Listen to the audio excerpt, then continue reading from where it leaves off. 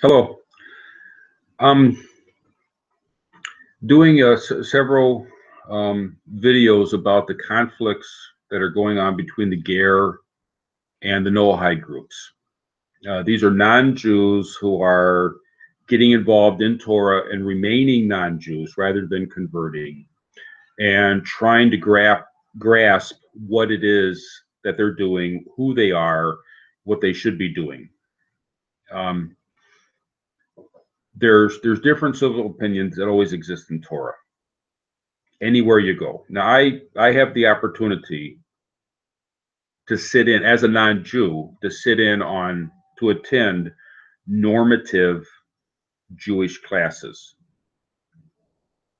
I'm able to go into shul and take classes that would normally not be attended by non-Jews. Therefore, I have the awareness that there is halakha that is established, but there's also a lot of different opinions that exist. And oftentimes these opinions contradict each other.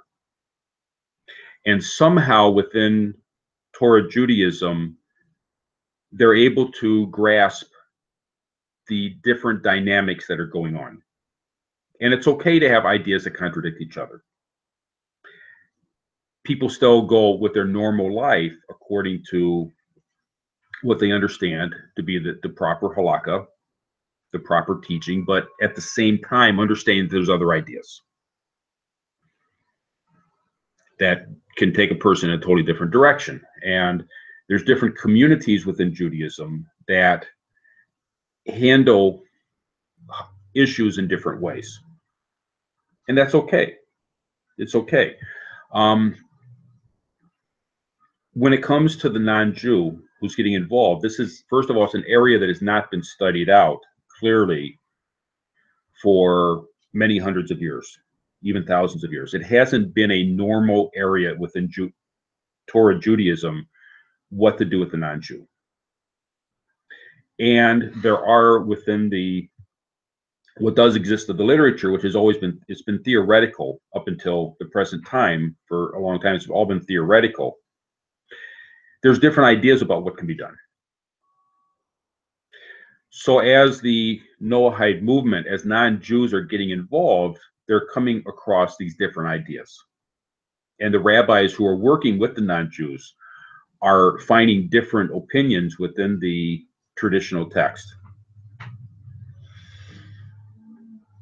The two major opinions is that one is set up for the nations. How does the Jew interact with the nations? And it tends to be very protective for the Jewish people. And the idea is to keep the non-Jew sort of not really involved with the Jewish people, but giving him the laws that apply to him. And then he lives his life in a peaceful manner, peaceful with the Jewish people. That's been a lot of the halakhas for the last hundreds of years have been in this area. There's also, going back to the ancient days, this concept of a ger toshav, which existed at the time of the Yovel. And he would actually be more interacting with the Jewish people. And this theoretical concept has also been remembered over the hundreds of years of exile to be, what do we do with a non-Jew? How do we interact with them on more of a personal level? Now, these two different ideas are they're coexisting within the theory. The question is, how do we handle there's contradictory ideas? How do we handle them going forward as non-Jews are actually getting involved with Jewish people and actually picking up Torah and studying Torah? How does the non-Jew interact? This is a very complicated area. And 90%, more than 90% of the teachings would agree with each other. There's not conflict on most of it. The conflict is only in certain areas. But in those certain areas, how do we resolve it?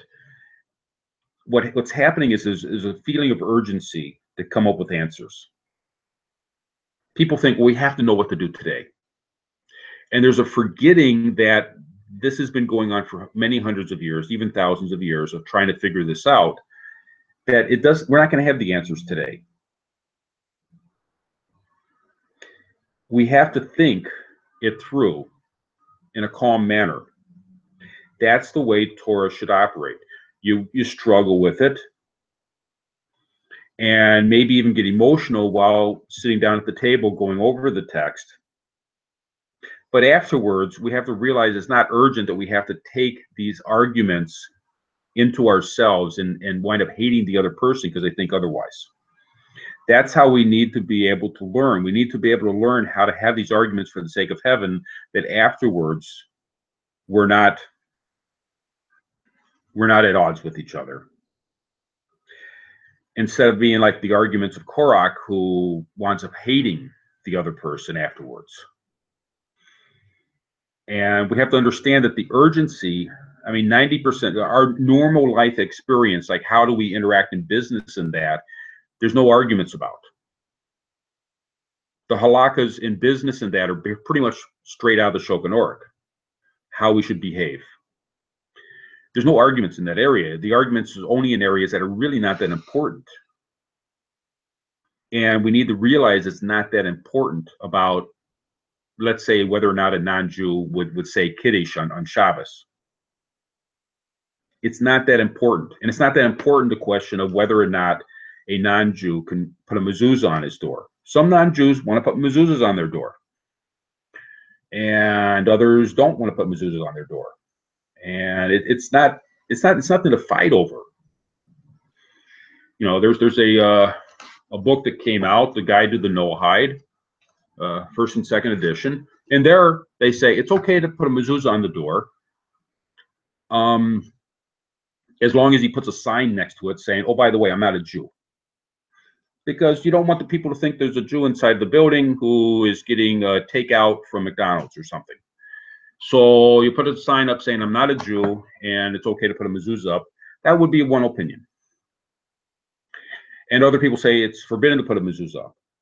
And I'm going to tell you a secret. It's not a critical issue to fight over. We need to calm down, behave like grown-ups,